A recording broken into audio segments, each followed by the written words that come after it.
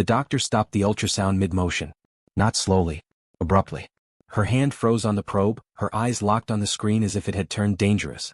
My wife lay there smiling, one hand resting on her swollen belly, unaware that in that instant, my life had already split in two. The doctor's face drained of color.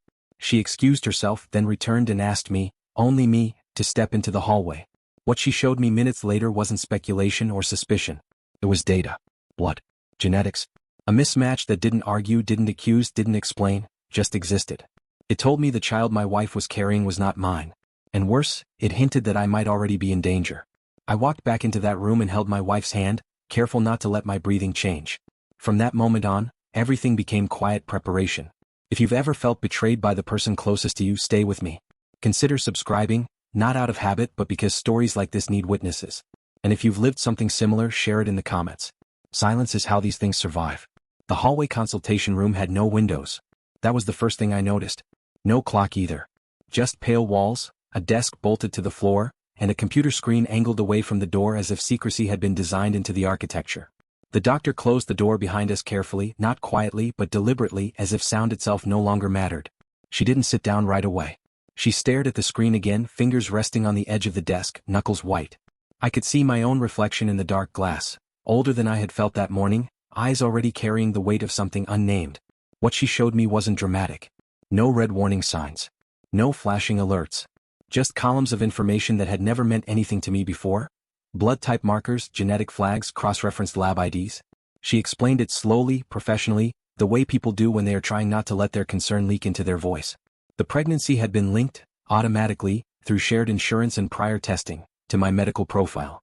That was standard. What wasn't standard was the result. The genetic markers didn't align. Not even close enough to be an anomaly. This wasn't a rare mutation or lab error. It was a certainty. She scrolled further. Another screen appeared, one I wasn't supposed to see. She told me that plainly. Restricted access. But she said I had a right to know and, more importantly, a need to know. There were other readings. My readings. Irregularities from previous visits I barely remembered. Fatigue complaints I had dismissed. Blood work that had been flagged, then quietly rechecked, then adjusted for with medication changes I hadn't questioned because they'd come through my wife. Helpful, attentive, always insisting she was just trying to take care of me. The doctor finally sat down. She told me she was concerned not just about paternity but about patterns. About overlapping data already in the clinic system.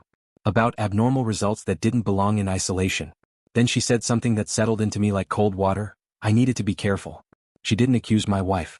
She didn't speculate out loud. She didn't need to. The implication hung between us, heavy and undeniable. Another man was involved. And whatever else was happening had already touched my body. When she opened the door and gestured for me to return to the ultrasound room, I took a breath and practiced my face. Calm. Present. Unchanged. I sat beside my wife again, held her hand, and listened to the steady sound of a heartbeat that no longer belonged to me. I nodded when spoken to. I smiled when expected. Inside, I began doing what I had done my entire adult life when something threatened everything I had built. I stopped reacting. The ultrasound room smelled faintly of disinfectant and warmed plastic. The lights were dimmed again, the screen alive with motion, and my wife was talking, asking the doctor questions about measurements and dates, about what the baby might look like, about names she'd been circling for weeks in a notebook I pretended not to notice. Her voice floated through me without landing. I was present, but only in the way furniture is present in a room.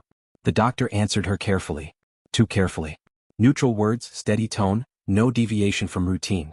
If there was tension in her body, it was subtle enough that only someone already alert to danger would see it. I watched her hands more than her face. They were controlled, but slower now, as if every movement had to pass through a filter first. I kept my expression unchanged. That took effort. Not the kind that tightens your jaw or clenches your fists, but the deeper effort of regulating breath, of allowing your face to remain familiar to someone who thought they knew you completely. I had spent decades in rooms where one wrong reaction could cost me leverage, money, or credibility. Boardrooms. Court-adjacent offices. Negotiations that required patience over instinct. This was no different, except the stakes were my life. When the appointment ended, I thanked the doctor. My wife smiled at me, her eyes bright, her hands slipping naturally into mine as we walked out. That gesture, so ordinary, so rehearsed, nearly undid me. Not because it hurt, but because it revealed how long this performance might have been running without my awareness. In the car, she talked about stopping for lunch. She said she felt tired. She asked if I was okay, told me I looked a little pale. I told her I hadn't slept well. That wasn't a lie. It was just incomplete. At home, I went through the motions of an ordinary afternoon. Emails. A few calls. paperwork I had been putting off. My wife napped on the couch, one hand resting on her belly, the other draped loosely across a throw blanket I'd bought years earlier. I watched her chest rise and fall and tried to reconcile the woman in front of me with the implications now anchored inside my body. I waited until evening to make the first call. My attorney answered on the second ring. We'd known each other for over 20 years. He'd seen me through mergers, disputes, inheritances, and one very quiet divorce long before this marriage. I didn't explain everything. I didn't need to. I told him something was wrong. I told him I needed discretion and time. He understood immediately. Men who last in his profession learn when not to ask questions too early. That night, after my wife fell asleep, I opened a box I hadn't touched in years. Old medical records. Insurance summaries. Prescription printouts folded and refolded so many times the creases had become permanent. I spread them across the dining table under a single lamp, the rest of the house dark and silent. Patterns don't announce themselves. They emerge when you stop assuming randomness. I saw the fatigue complaints first. Notes I had dismissed as stress. Headaches I'd chalked up to age. Blood pressure fluctuations explained away with minor adjustments. Then the medication changes. Supplements I hadn't asked for. Pills my wife had insisted were harmless, preventative, supportive. She'd always been attentive to my health. Too attentive now that I was looking at it without sentiment. I checked dates. Her increased involvement coincided with my first abnormal lab result. Another adjustment followed another flagged reading. Each time the solution had come through her, through care, concern, reassurance. I didn't sleep that night. Or the next. Within a week, I hired a private investigator. Not the dramatic kind. No trench coat or whispered meetings in parking garages. A professional firm that specialized in financial and medical intersections. I gave them access to everything that mattered. Insurance documents, prescription histories, clinic records, and accounts connected to my wife and, reluctantly, to my son-in-law. I told them to move slowly and quietly. What came back was not chaos. It was structure. The pregnancy's paternity was confirmed first. No ambiguity. No margin for denial. The father was my son-in-law. The same man who sat at my table, who had thanked me for generosity and guidance, who called me sir, with practiced respect. Hotel charges overlapped the conception window precisely. Private clinic visits appeared on secondary insurance records I hadn't known existed. Then came the identity discrepancies. My wife's documents didn't collapse all at once. They frayed. A mismatched middle initial. A prior address that led nowhere. A social security number tied, impossibly, to a deceased woman. Marriage filings that shouldn't have cleared but did, because someone had known where to press and when. The investigator didn't dramatize it when he told me. He laid it out like a ledger. Sequential. He said there had been another marriage. A wealthy man in Texas. Real estate. Private health care. A sudden medical decline. Fatigue. Headaches. Supplements. Death. I listened without interruption. When the toxicology results came back, confirming colchicine in my system, I didn't feel fear. I felt clarity. Poison disguised as care. Administered slowly. Legally invisible until you knew what to look for. We waited. We documented. While my wife attended prenatal appointments, the investigator and I entered our own home like strangers. Master bathroom. Bedroom. Drawers and cabinets I had never questioned. We photographed capsules. Forged forms. Burner phones hidden behind insulation panels. Offshore account access scribbled on paper and tucked into books she claimed never to read. Everything was logged. Nothing was touched. The plan formed itself naturally. Lawfully. Publicly. I wasn't interested in revenge. I was interested in ending it in a way that couldn't be undone. What I hadn't accounted for was timing. My wife went into early labor 2 weeks before the scheduled exposure. The arrest had to split. The son-in-law fell first at a charity gala filled with people who believed in him. DNA data and financial records lit up screens too large to ignore. Police moved through applause that turned to silence. At the hospital, detectives waited until the baby was stable. Then they arrested my wife quietly. Identity theft. Attempted homicide. Fraud. Conspiracy. The newborn was placed under state protection before my wife could even ask why no one was meeting her eyes. Court took longer. Justice usually does. Life sentences. Long terms. My recovery was slow but steady once the poisoning stopped. My daughter divorced with dignity. The baby was adopted by the family of the man who had died before me. When it was over, my house was quiet again. But it was honest quiet. The kind you can live with. Once you stop reacting, time behaves differently. Hours stretch. Details sharpen. You begin to notice not just what is happening, but how it was made possible in the first place. That week after the investigator confirmed the poisoning, I stopped thinking in terms of shock or betrayal and started thinking structurally. Nothing that had been done to me was impulsive. It was layered. Designed. Patient. I moved through the house differently then. Slower. More observant. I paid attention to where my wife lingered, what she touched, what she avoided. I replayed years of small moments that had once seemed like affection and now revealed themselves as positioning. The way she insisted on organizing my medications herself. The way she discouraged me from second opinions, framing it as trust, as unity. The way she subtly redirected conversations whenever finances came up, not forcefully, but with a softness that made resistance feel rude. I had mistaken absence of conflict for harmony. That was my error.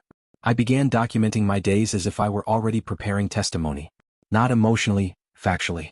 Time of ingestion. Physical response. Conversations verbatim. I wrote things down not because I feared forgetting, but because patterns reveal themselves when they are written. A life lived only in memory is too easy to distort.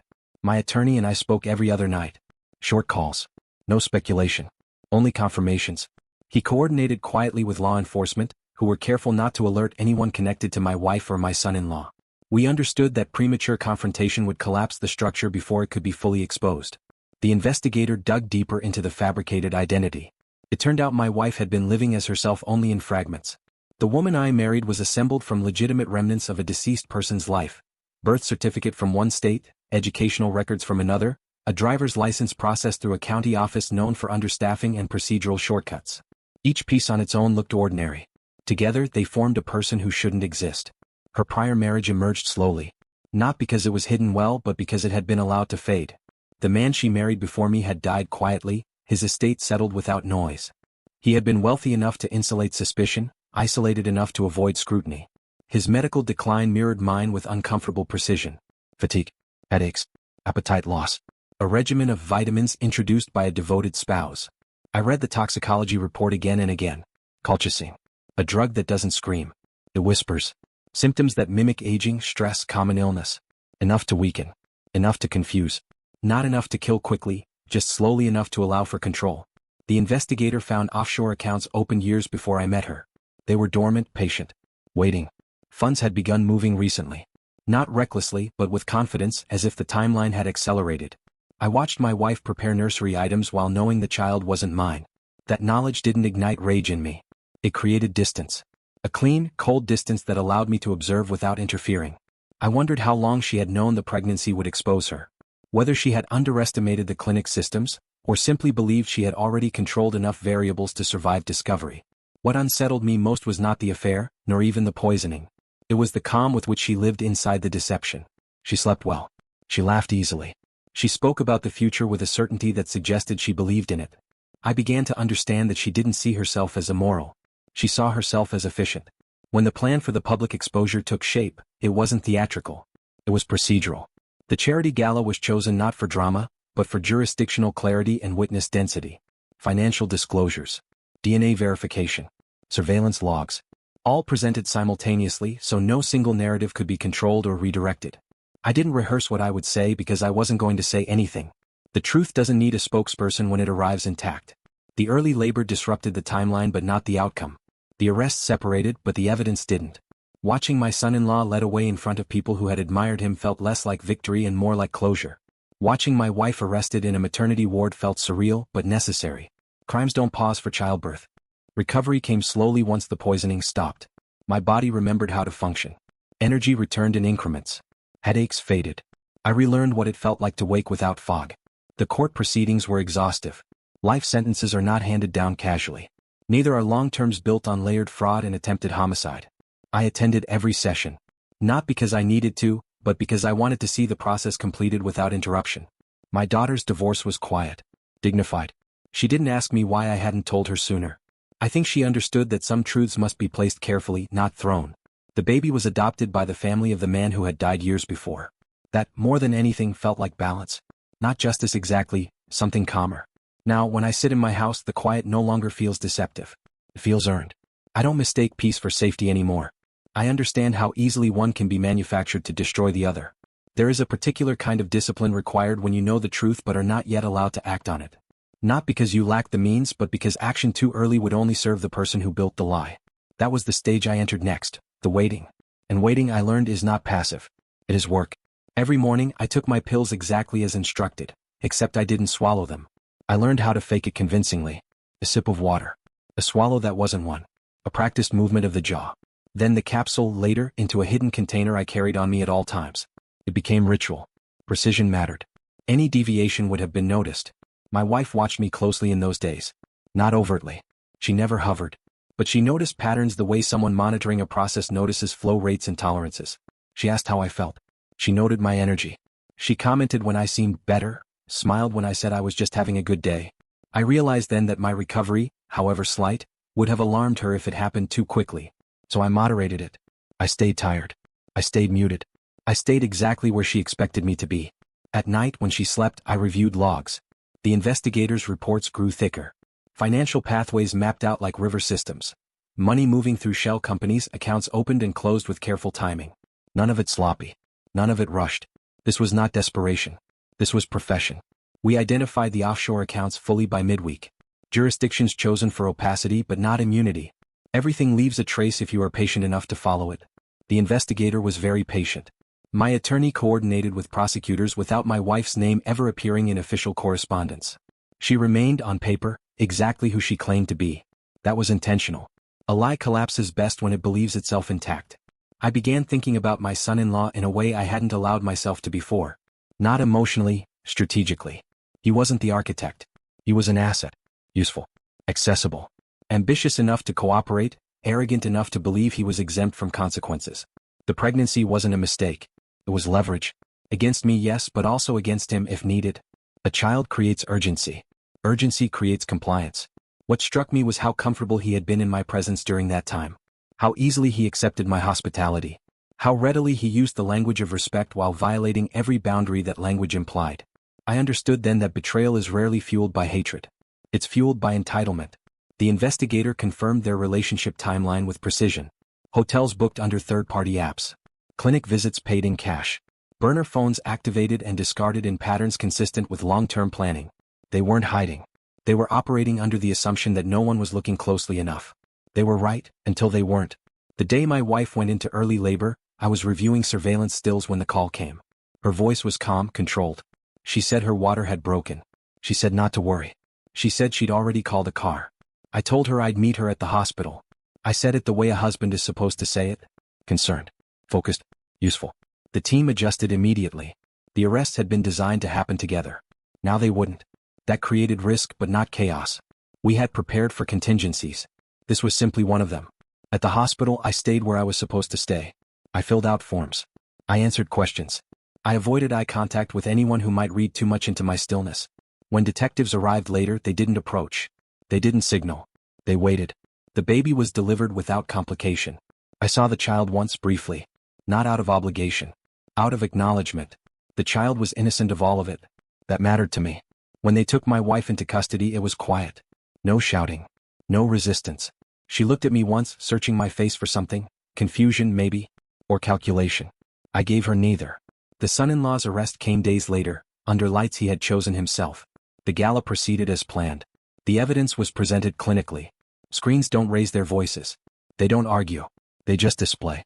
Watching him realize, in stages, that the room had turned against him was instructive. First disbelief. Then deflection. Then fear. Not for the child. Not for my daughter. For himself. Court followed. Process always does. During my recovery, I spent time alone. No visitors unless necessary. I wanted to feel my body without interference. To remember what it was like to exist without being managed. Strength returned slowly but honestly. I could trust it because it was mine. I thought often about how easily this could have ended differently. A delayed test. A missed connection. A decision to confront instead of observe. Survival, I learned, is often less about force and more about restraint. When sentencing was handed down, I didn't feel relief. I felt finality. That was enough. What remained afterward was not anger or grief, but a clarity that settled into me like a permanent fixture. I had lived inside a constructed reality for years without knowing it. Now I understood how it had been built, and how to recognize the signs should I ever see them again. I don't tell this story because it's dramatic. I tell it because patience saved my life. And because sometimes the most dangerous moment is not when the truth is revealed, but when you first suspect it and must choose whether to look away or see it through.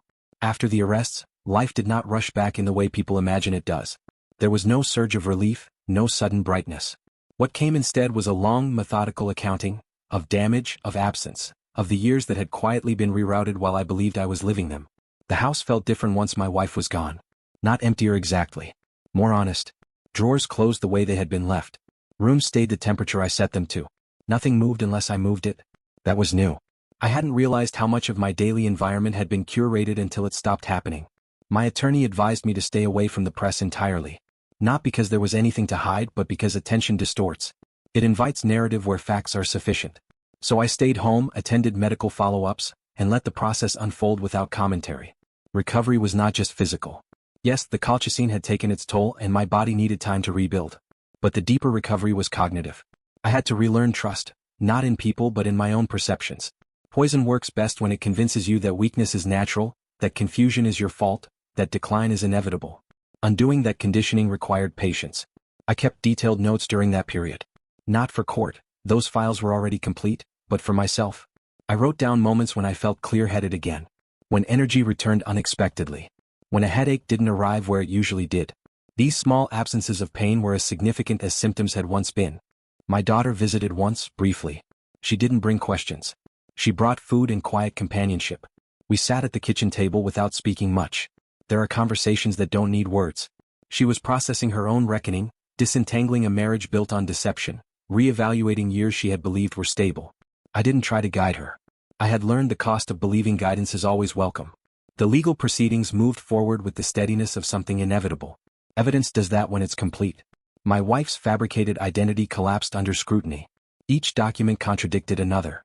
Each lie required a second, then a third, until the structure could no longer hold its own weight. The son-in-law attempted cooperation too late to matter. His version of events shifted with every interview, a sign not of remorse but of calculation. I was asked more than once how I hadn't seen it sooner. The question carried an unspoken judgment, as if awareness were a moral obligation rather than a cognitive process shaped by trust. I answered honestly. I said that deception doesn't announce itself as danger.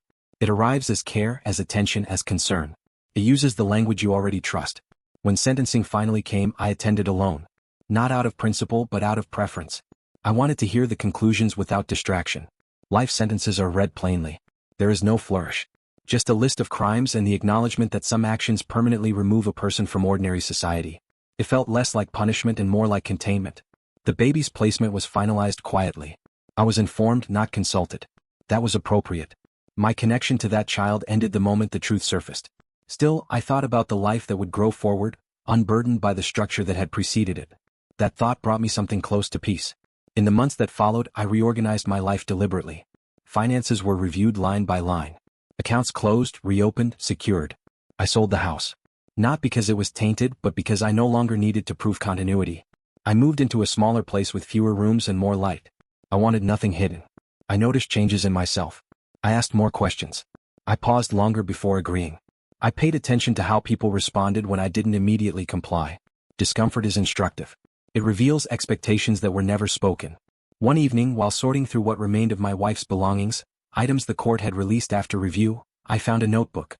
It wasn't incriminating. No lists. No plans. Just observations. Notes about people. Their habits. Their weaknesses. Their routines. She had studied everyone the way one studies a system to be optimized. Reading it didn't make me angry. It confirmed something I had already come to understand. She had never hated me. Hatred requires engagement. I had been a resource, a timeline, a means to an end. That realization freed me from the last residue of self-blame. You don't negotiate morality with someone who doesn't share its language. You protect yourself and move on. I resumed my work slowly. Not because I needed the income but because I valued the structure. The rhythm of problem-solving grounded me. Colleagues noticed the change. They said I seemed sharper, more present. I didn't correct them.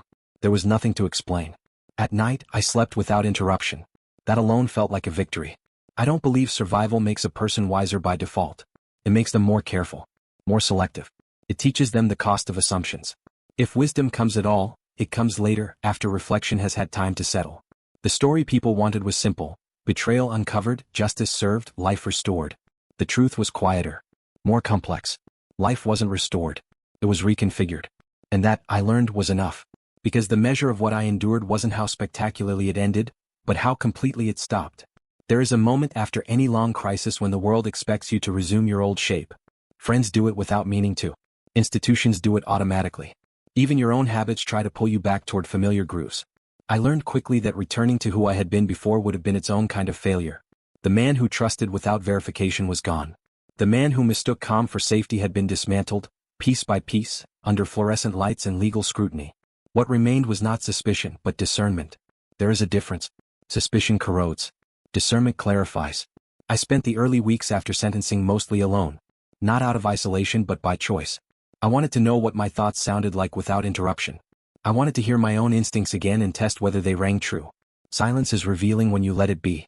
One afternoon I sat at my kitchen table, new apartment, and realized I no longer felt the need to rehearse explanations in my head. For years, I had unconsciously prepared defenses for conversations that hadn't happened yet. I had anticipated objections, softened truths, rounded corners before anyone asked me to. That impulse had vanished. I could say nothing now and feel no pressure to fill the space. Medical follow-ups confirmed what my body already knew. The damage had been significant, but not irreversible. Organs rebound when poison leaves the system. Clarity returns when manipulation stops. The physician told me I was fortunate. I told him fortune had nothing to do with it. Timing did. And attention. I began exercising again, not aggressively, not as penance but as reacquaintance. Short walks at first, then longer ones. I paid attention to how my lungs expanded, how my legs carried weight without complaint. The body remembers what it was built to do when it's finally allowed to.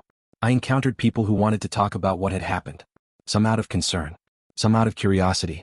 Some because tragedy gives people permission to lean in closer than they normally would. I declined most of those conversations. Not because I was hiding but because I had learned that access is something to be granted, not assumed. The ones I did speak with were careful listeners. They didn't interrupt. They didn't rush to moral conclusions. They let the facts exist without embellishment. Those conversations were grounding. They reminded me that the world contains more than predators and victims, it also contains witnesses. My daughter and I spoke more openly as months passed.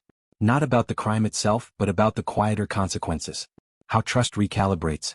How future relationships feel different, not colder but more deliberate. She told me she was learning to separate guilt from responsibility. That not noticing something is not the same as causing it. I told her that lesson had taken me longer. One evening she asked me if I was angry. The question was sincere, not probing. I thought about it before answering. Anger had visited, briefly. It had flared in flashes when new details emerged, when I read transcripts or heard testimony that revealed just how calculated everything had been. But anger hadn't stayed. It had no place to settle.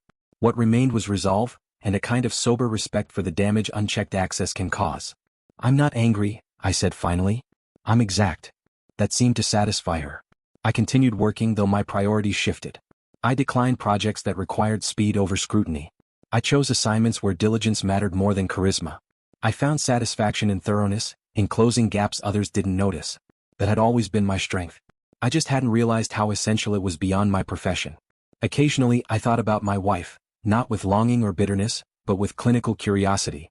How someone learns to inhabit deception so completely. How they justify harm without emotional turbulence. The psychological reports answered some of those questions but not all. They never do. At a certain point, explanation becomes indulgence. I didn't need to understand her to move on. What mattered was what survived. My health survived. Not untouched but intact enough to rebuild. My integrity survived, not because I was flawless, but because I chose restraint over reaction when it mattered most. My relationships survived selectively, shedding what couldn't adapt to honesty. There were moments of grief that surprised me. Not for the marriage itself, but for the years I had lived inside an assumption that turned out to be false. Mourning lost time is a strange thing. You can't reclaim it and you can't fully dismiss it either. You acknowledge it then step forward anyway. I stopped thinking of the experience as something that had happened to me. That framing keeps you anchored to it. Instead, I began thinking of it as something that had passed through my life, altered its course and moved on. Storms do that. They leave debris but they also clear ground. One night, lying in bed, I realized I hadn't checked the locks or reviewed the alarm system in weeks. The hypervigilance had faded without ceremony. That felt like progress. I don't claim redemption. That implies wrongdoing. What I claim instead is authorship. The quiet authority to decide what enters my life and what doesn't. The patience to observe before committing. The confidence to walk away when something doesn't align, without needing proof dramatic enough to justify the exit. What survives after something like this isn't innocence. It's agency. And agency, I learned, is the one thing no one can take from you unless you hand it over willingly. There is a silence that follows resolution, and it is different from peace. Peace feels earned. This silence felt provisional, like the pause after machinery shuts down but before the air settles. I lived inside that pause for a long time. The legal system continued its work without me. Appeals were filed, motions submitted, arguments made by people whose job it was to argue even when the outcome was already decided. I read summaries when they were sent to me, not out of anxiety but out of responsibility. I had learned not to assume that anything finished itself just because it should have. My name surfaced occasionally in documents, always in neutral language. Victim. Surviving spouse. Complainant. None of those words fit comfortably. They described a position, not an experience.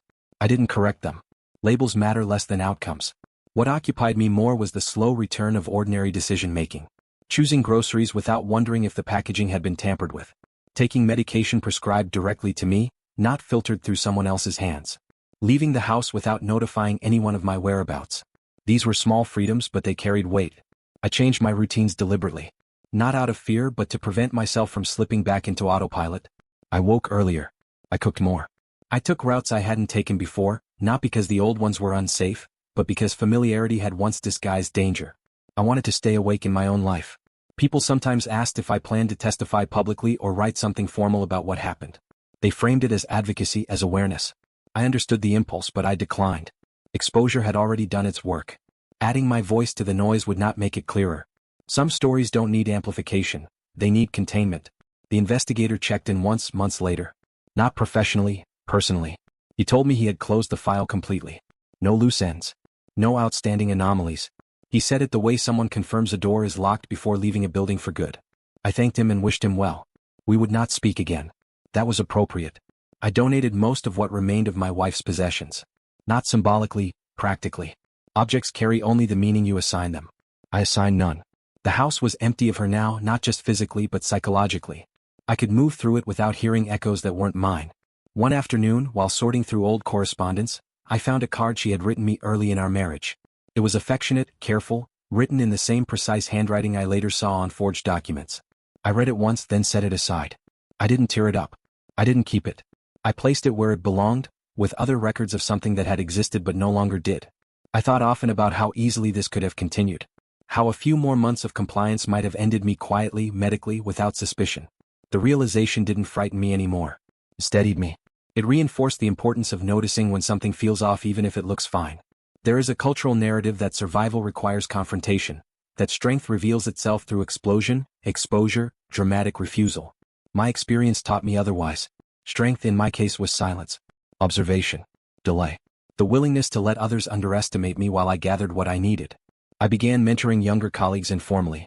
Not about what had happened to me, but about decision-making under uncertainty. About how to read systems instead of personalities. About how charm is not a substitute for transparency. I never told them why these lessons mattered to me. I didn't need to. Occasionally, I wondered whether my wife had believed she would succeed until the very end, or whether there had been moments of doubt she had simply overridden. The thought passed without answer. Some questions don't serve the living. I received one letter from her attorney after sentencing. It was procedural. No apology. No explanation. Just confirmation of asset forfeiture and final disposition. I filed it and moved on. Closure doesn't always arrive in the form you expect. The quiet began to feel less provisional over time. It became background rather than foreground. I could sit with it without scanning for threat. That was when I knew I had crossed into something like stability, not the kind that assumes permanence but the kind that tolerates change without fear. I didn't celebrate anniversaries of the arrests or the sentencing. I didn't mark dates. Commemoration can trap you in cycles you don't need. Instead, I measured time by how little I thought about it anymore. When people asked how I was doing, I answered honestly. Steady, I said. It wasn't dramatic. It wasn't inspirational. But it was true. And after everything, truth, plain, unadorned truth, felt like the most valuable thing I owned. So I protected it. Quietly. Relentlessly. And I kept moving forward, not because I was chasing something, but because I no longer needed to stand still and watch my back. The danger had passed. What remained was life, unfiltered. There came a point when my mind had already moved on, but my body had not yet caught up. Healing, I learned, is rarely synchronized. You can understand what happened long before your nervous system stops behaving as if it might happen again. I noticed it first in small, almost embarrassing ways. A sudden spike of alertness when someone stood too close behind me in a line. A tightening in my chest when a well-meaning nurse offered to handle my supplements during a routine checkup. My thoughts stayed calm, but my body reacted as if it had its own memory independent of logic. My physician explained it plainly. Prolonged exposure to threat, especially covert threat, reconditions the body. It learns vigilance the way muscles learn repetition. Undoing that takes time and, more importantly, patience with yourself. So I slowed down again. I stopped pushing for full recovery on a schedule. I stopped measuring progress in weeks and started measuring it in sensations. Did I wake rested? Did my hands shake when I poured coffee? Did I feel the need to scan a room, or could I simply sit? There were days when I felt almost entirely like myself. There were others when fatigue crept back without warning, dragging an echo of fear with it. On those days I didn't spiral. I acknowledged the sensation and waited it out. The difference between now and before was that the fatigue no longer had a narrative attached to it. It was just a signal, not a sentence. I returned to the clinic once, months later, for unrelated blood work. The same building. The same neutral hallways. The same faint smell of disinfectant. I expected a reaction. I braced for it. It didn't come. Instead, I felt something closer to gratitude. That place, for all its sterility, had been where the illusion cracked. Where the truth had slipped through a system my wife had underestimated. It had not saved me intentionally, but it had refused to be fooled completely. That mattered. I thought about the doctor often, the one who had pulled me aside without accusation or panic. She had risked professional discomfort to show me something I was not meant to see. Not out of drama but out of ethics. I sent her a brief note later. No details. Just thanks. She replied with equal restraint. Some people understand the value of silence. My social world recalibrated naturally. A few people drifted away once there was no longer a crisis to orbit. Others stepped closer, not to ask questions but to share space. I let that happen without analysis. Trust, I discovered, returns not through grand gestures, but through repetition of safety. One evening, while walking home at dusk, I realized I was no longer thinking several moves ahead. I wasn't mapping exits or rehearsing responses. I was simply walking, aware of the streetlights coming on, the sound of traffic softening as the day ended. The ordinariness of it nearly stopped me in my tracks. I had missed that more than I knew. I did not forgive my wife. Forgiveness implies a relationship that might be restored even abstractly. What I did instead was release the expectation that understanding her would give me peace. It wouldn't have. Peace came from understanding myself, how I had been vulnerable, how I had been methodical, how I had ultimately protected my own life without becoming someone I didn't recognize. The courts finished their final reviews. Appeals were denied. Sentences stood. The system closed its file the way systems do, impersonally, conclusively. I didn't attend those hearings. I didn't need to. My part had been played fully. I began thinking occasionally about what I might do next. Not immediately, not urgently, but with curiosity. Travel, perhaps. Not as escape, but as expansion. Or nothing at all. There was value in not filling every space. One night, I slept through until morning without dreaming. No images. No replay. Just darkness, then light. When I woke, my first thought was simple and unburdened. Coffee would be good. That was how I knew the worst of it had passed. Trauma announces itself loudly at first, then fades quietly if you let it. The mistake people make is trying to outrun it. I learned to walk at its pace instead until it could no longer keep up. My body remembered the danger longer than my mind did. But eventually it remembered something else. Safety. And once that memory took hold, it stayed. Control is a word people misuse.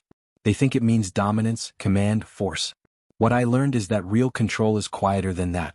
It's the ability to choose your response when chaos offers you many. It's knowing when not to move. Months after everything had settled, I realized I had spent most of my adult life believing control meant keeping things running smoothly. No disruptions. No raised voices. No surprises. I had optimized my life for continuity, not for truth. That mistake had nearly cost me everything. In the aftermath, I revisited moments I had once dismissed as insignificant. Not with regret but with analysis. The casual way my wife had redirected conversations. The way she positioned herself as a buffer between me and institutions. Doctors, insurers, accountants. The subtle discouragement whenever I wanted to handle something myself. None of it had felt hostile. It had felt considerate. That's the danger. Control rarely arrives as coercion. It arrives as convenience. I understood then why confronting her early would have failed. I would have framed the conversation emotionally. She would have framed her response logically. And logic, when untethered from ethics, can be very persuasive. Waiting had been the only viable option, not because I was afraid but because I needed the full shape of the truth before it could no longer be denied. I began teaching myself to notice when something was being made too easy. Ease can be a gift, but it can also be a lure. I asked more questions. I accepted fewer shortcuts. I learned to tolerate friction without assuming it meant something was wrong. That shift changed my relationships subtly but permanently. Some people found it uncomfortable. They were used to me smoothing edges, absorbing inconvenience. When I stopped doing that, the imbalance became visible. A few drifted away. That was fine. Balance always reveals who benefits from its absence. I was invited once to speak at a professional conference, not about my experience but about risk assessment. I accepted. Not because I wanted the platform but because the subject had taken on new meaning for me. I spoke about systems, not people. About redundancy. About the importance of independent verification. About how failure rarely comes from a single breach, but from a series of small allowances no one thought to question. Afterward, a younger colleague approached me. He said my talk had unsettled him. He said he'd realized how much he relied on assumptions because they were comfortable.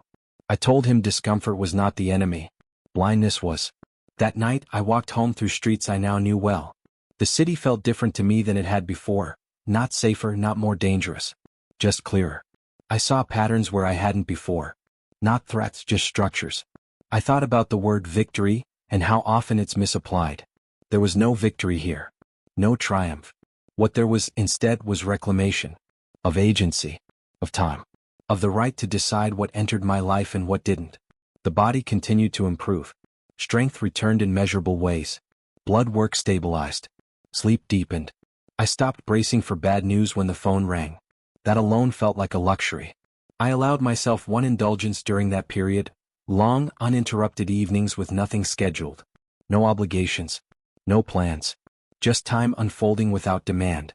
At first it felt unnatural. I kept waiting for the need to fill it. Eventually I learned to let it be. That was when I understood something else. My wife had not just been poisoning my body. She had been colonizing my time. Every decision filtered through her. Every plan adjusted around her. By removing herself from my life, she had unintentionally given me something back that I hadn't realized was missing. Unclaimed time.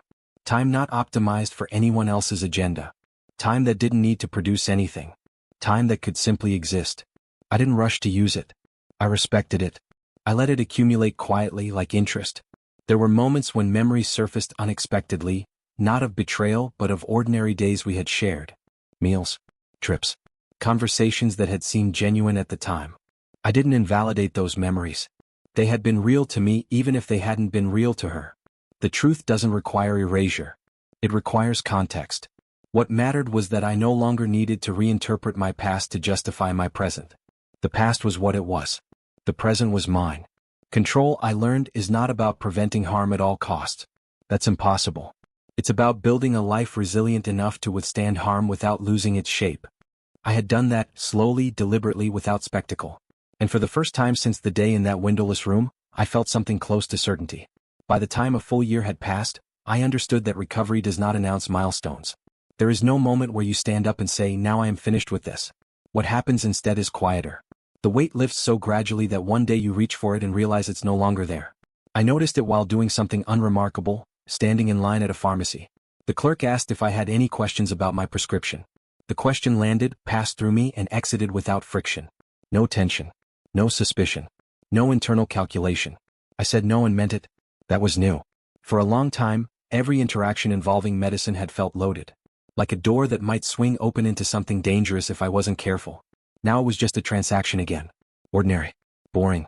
Sick. That ordinariness became my new measure of progress. I stopped thinking about what might have happened if the ultrasound appointment had gone differently. I had exhausted that line of thought months earlier. Hypotheticals serve no purpose once reality has asserted itself. What mattered was what had happened, and what had followed because I didn't look away. My attorney and I closed our final open matters that spring. Accounts fully reconciled. Property titles settled. Residual legal language neutralized. The system likes to leave threads dangling, but persistence trims them back. When he told me there was nothing left requiring my attention, I believed him. He had earned that trust. We had lunch afterward. Not to celebrate. Just to sit somewhere public and talk about nothing important. Whether a mutual acquaintance. A restaurant that had closed. It felt good to talk about trivial things with someone who knew the worst and didn't need to revisit it. After that, I took a week off and went nowhere. People always expect travel to mark recovery. They imagine motion as proof of freedom. For me, stillness was the proof. I stayed in my apartment, cooked simple meals, read books I had been postponing for years. I slept without alarms. I woke without urgency. During that week, I noticed how little space the past occupied in my thoughts. It hadn't vanished. It had simply stopped demanding attention. Like an injury that no longer throbs unless you press on it deliberately. I pressed on it once, intentionally. I reread the earliest notes I had taken, the ones from the first days after the clinic. Sparse. Controlled. Written by a man who had not yet grasped the full shape of what was unfolding. The contrast between that voice and the one I inhabited now was stark. Not stronger. Just steadier. Less brittle. I didn't destroy those notes. They mattered. Not as reminders of pain but as evidence of capability. They proved I had functioned under pressure without becoming reckless or cruel. That mattered to me. My daughter began rebuilding her life in ways that didn't require commentary. She changed cities. Changed routines. Changed her expectations of what stability looked like. We spoke regularly but not intrusively. We had both learned that closeness doesn't require constant contact. It requires reliability. One evening she told me she was seeing someone new. She didn't ask for my opinion. She simply told me. That trust meant more than any approval I could have offered. I continued mentoring selectively. Younger professionals gravitated toward me not because of what had happened, but because of how I listened. Listening had become easier once I no longer needed to protect myself from every sentence. I could afford to be present. Occasionally, someone would try to draw me into speculation about my former wife. Did she ever seem remorseful? Did she understand what she'd done? I declined those conversations gently. Not because I was avoiding truth but because they mistook curiosity for relevance. Remorse would not have altered outcomes. Understanding her psychology would not have restored years or prevented harm. The only thing that mattered was that the behavior had stopped. I stopped defining my life by proximity to danger. That, more than anything, felt like the final shift. I wasn't someone who survived something. I was just someone living again. There were moments of gratitude that surprised me. Not dramatic gratitude, no swelling emotion, but a quiet acknowledgement that systems, when functioning properly, can interrupt evil without fanfare. A doctor who chose ethics over comfort. An investigator who chose patience over speed. An attorney who chose precision over performance. These choices stacked together had saved my life. I did not feel indebted. I felt aligned. The idea of justice also changed for me. Justice wasn't the sentences. It wasn't the headlines that never came because we kept things contained. Justice was waking up in a body that no longer carried poison. Justice was agency restored. Justice was being able to trust my own decisions again. One night, while washing dishes, I caught my reflection in the window. Older, yes. Thinner. More lined around the eyes. But there was no vacancy there anymore. No sense that something essential was missing. I turned off the light and stood in the dark for a moment longer than necessary, just to test the feeling. I believed for a while that everything essential had already been resolved. The arrests had happened. The sentences were handed down. My body had recovered enough to feel like my own again. Life had resumed a steady, almost forgettable rhythm. That's usually when the last loose thread reveals itself, not loudly, not urgently, but with the quiet persistence of something unfinished. It arrived in the form of a letter forwarded by my attorney. No return address. Prison mail protocol. My wife's handwriting, unmistakable even after all that time. The sight of it didn't trigger fear or anger. It triggered focus. Anything sent after final sentencing is rarely impulsive. It's deliberate by nature. I didn't open it right away.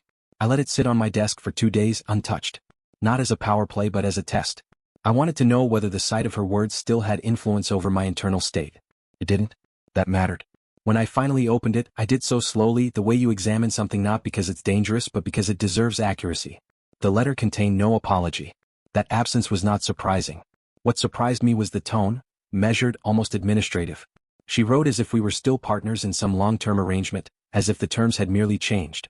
She acknowledged the outcome without conceding moral fault. She framed events as misunderstandings, escalations, inevitabilities. She did not deny the poisoning. She contextualized it. She did not deny the identity fraud. She described it as survival. In her narrative, harm was incidental. Efficiency was the virtue. The purpose of the letter emerged halfway through. She wanted something small, she said. A single signature. A form required to close out a remaining foreign account that had been frozen but not seized. Without it, the funds would remain in limbo indefinitely. With it, they would revert to the state after a waiting period. She presented it as inconsequential. The money, she claimed, was already lost to her. This was simply housekeeping. Closure. I read the letter twice. Then a third time, slower. This was the final attempt. Not at reconciliation but at engagement. A signature creates a relationship. It implies consent, participation, acknowledgement. It would have been a way to draw me back into her system, if only briefly, if only symbolically. I didn't respond immediately. I forwarded the letter to my attorney without comment. He called me that evening. He didn't sound alarmed. He sounded impressed. She's persistent, he said. She's consistent, I replied. We discussed the request in detail. Legally, I had no obligation. Ethically, none either. Strategically, refusal carried no downside. The state would claim the funds eventually. The account would close without my involvement. Time once again favored restraint. What mattered wasn't the money. It was the principle. Signing would have been the last remaining concession. A way of validating her logic one final time. I wasn't going to do that. My attorney drafted a response. Brief, professional, final. No emotional language. No commentary. Just a refusal and a notice that no further correspondence would be acknowledged. I signed nothing. After that, something shifted internally. Not dramatically, subtly. A sense of completion settled in that I hadn't realized was still pending. I had thought closure came with sentencing. I was wrong. Closure came when the opportunity to re-engage was presented and declined without hesitation. That was the real end. I shredded the original letter myself. Not ceremonially. Practically. Paper reduced to strips, then discarded. I washed my hands afterward, not out of compulsion but because it felt appropriate. In the days that followed, I noticed an unexpected lightness. Not relief exactly. More like alignment. There were no unresolved decisions left. No unanswered invitations. No doors left ajar out of politeness or habit. I had finally reached the point where my life required no reference to hers. That realization carried a responsibility of its own. When you are no longer defined by reaction, you are defined by choice. What I chose next mattered, not because I owed the past anything but because the future would respond accordingly. I didn't make any dramatic changes. No declarations. No reinvention. I simply continued living the way I had learned to live over the past year, with attention, with restraint, with ownership. The final loose thread had been cut. Not by force. By refusal. And that, I understood, was the most definitive act of control I had left. It wasn't loud. It didn't need to be. Because some endings don't announce themselves. I had never intended to be part of a spectacle. If the plan had unfolded exactly as designed, my role would have remained largely invisible. Documents moving through channels, arrests happening quietly, consequences arriving without audience. But systems don't always align with intention, and when they don't, you adapt without sentiment. The charity gala had been chosen months earlier for reasons that had nothing to do with drama.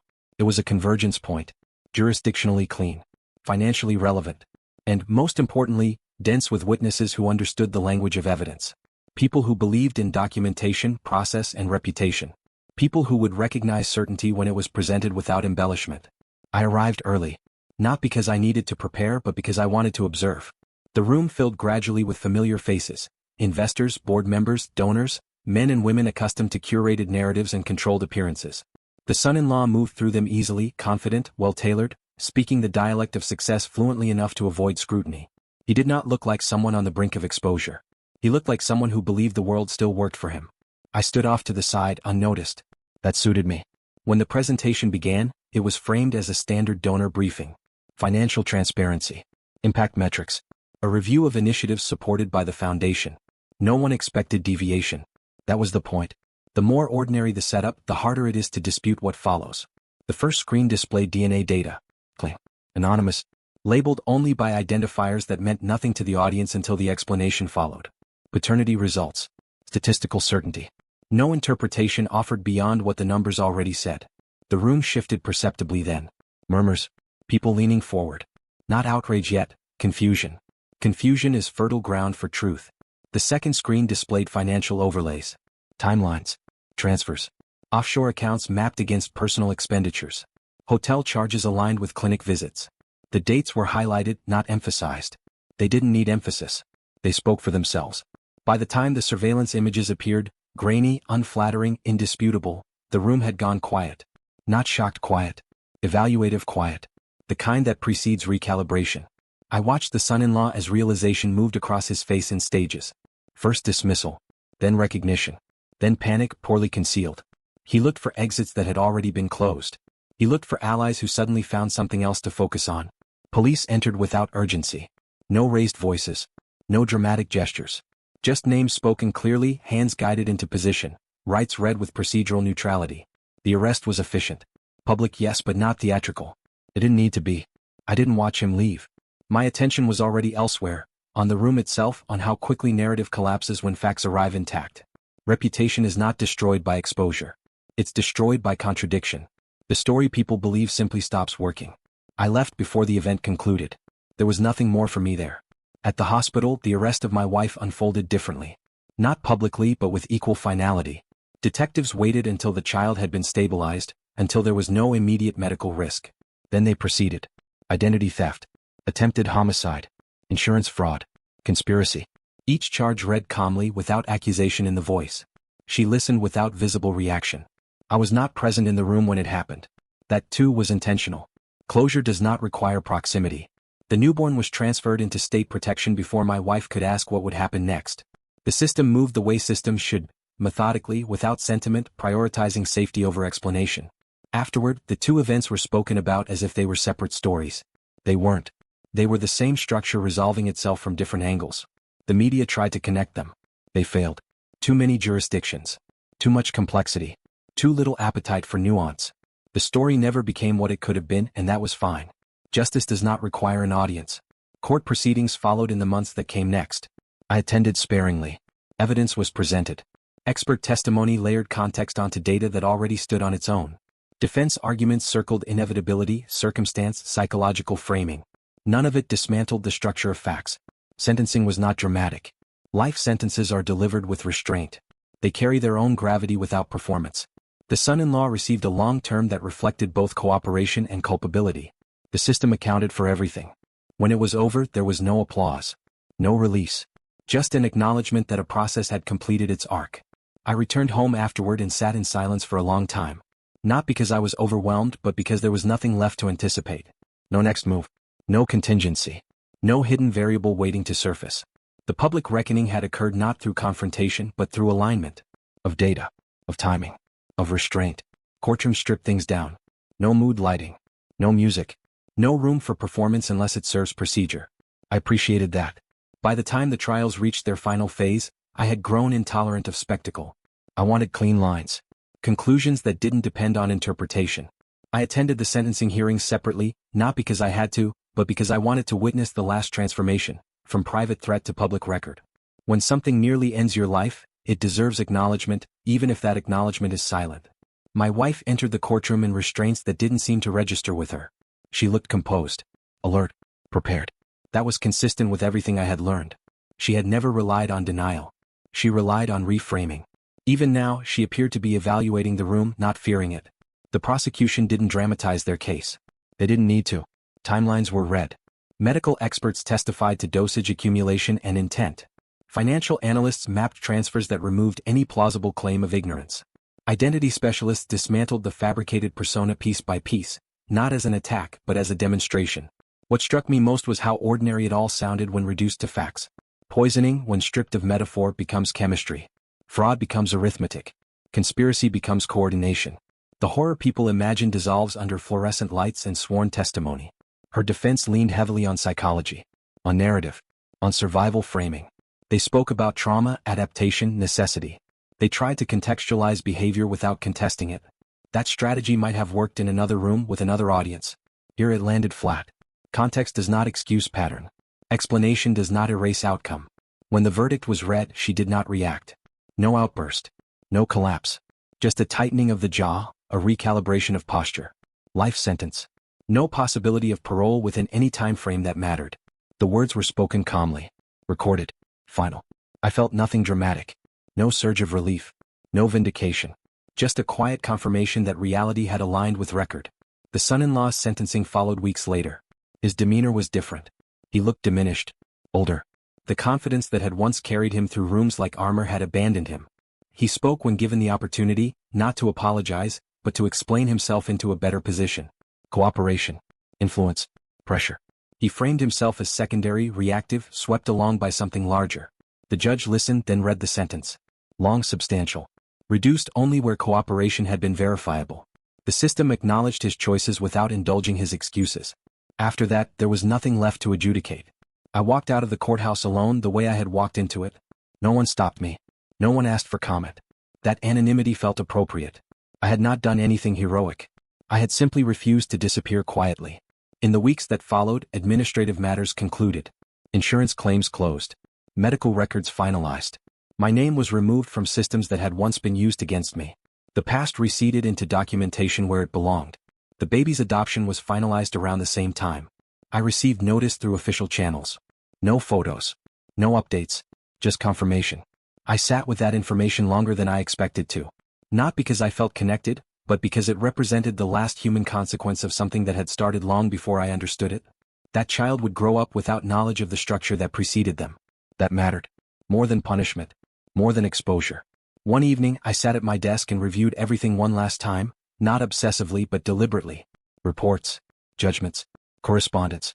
I wasn't looking for errors. I was confirming completeness. When I was done, I closed the folder and placed it where I would not reach for it again. I noticed then that I no longer measured my days by vigilance. I planned for the future without leaving space for contingency born of fear. That shift was subtle but permanent. Court had not given me closure. It had given me certainty. Closure had come earlier, in decisions made quietly, in refusals issued without hesitation, in patience maintained when reaction would have been easier. What the courtroom did was finalize the narrative externally. It aligned public record with private truth. That alignment matters even if no one applauds it. I left the courthouse that last day and walked until the city thinned out. I stopped at a small cafe, ordered coffee, and sat by the window. People passed outside, unaware of the significance the day carried for me. That anonymity was not isolating. It was freeing. The last thing to settle was not legal, medical, or financial. It was internal. And it took longer than everything else combined. When all the structures had finished collapsing and rebuilding, when the courts were silent, the records closed, the bodies recovered, there remained a quieter question that no one else needed answered but me. What kind of man was I now? Not who I had been.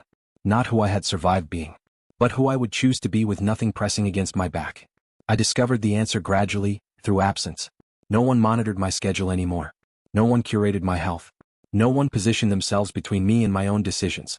The space that opened up was vast and at first, unfamiliar. Freedom, when you haven't had it in subtle ways for years, can feel like disorientation. So I approached my life the way I had approached the investigation, deliberately. I chose mornings over nights. Not because nights were dangerous but because mornings belonged entirely to me. I chose fewer people and deeper conversations. I chose clarity over charm, consistency over excitement. None of it felt like loss. It felt like refinement. My daughter finalized her divorce without bitterness. She didn't rush into reinvention. She built slowly with the same quiet discipline I had learned to value. Watching her do that, watching her reclaim her sense of authorship, was one of the few things that brought emotion close to the surface again. Pride, not pain. We talked one evening about family, what it means when it fails and what it means when it endures. I told her something I hadn't said out loud before, that family is not defined by proximity or obligation, but by whether someone treats your life as something to be protected, not used. She understood immediately. The baby, I learned later, was thriving. The family who adopted the child, the relatives of the man who had died years before, provided stability, continuity, and truth without spectacle. That closed the final moral loop. Not cleanly, but correctly. My health stabilized fully. Blood work normalized. Strength returned to levels I hadn't felt in years. I stopped thinking of my body as something that might betray me. It was no longer a battleground. It was simply a place I lived. I kept no trophies from what had happened. No reminders framed on walls. No narratives polished for retelling. The story existed, but it no longer needed reinforcement. That's how you know something has ended. You don't need to keep explaining it to yourself. Sometimes, late in the evening, I would sit with a book and realize hours had passed without a single intrusive thought. That, more than anything, felt like restoration. People occasionally asked if I would ever remarry. I didn't answer that question directly. Not because I was close to the idea but because it misunderstood the point. The goal was never replacement. The goal was integrity. If companionship ever returned to my life, it would do so because it added something honest, not because I feared being alone. And I didn't fear being alone anymore. The man who walked out of that women's imaging clinic months earlier, stunned, silent, carrying knowledge that could have destroyed him, no longer existed. In his place stood someone quieter, slower, but infinitely harder to mislead. Not because he was suspicious. Because he was awake. I don't tell this story for sympathy. I tell it because quiet endurance is often mistaken for weakness, and patience is often underestimated. Because there are people living inside arrangements that feel slightly wrong but look perfectly fine from the outside. And because sometimes, the most powerful thing you can do is nothing at all, until you are absolutely certain. What remains now is not anger or vigilance or regret. What remains is ownership. Of my time.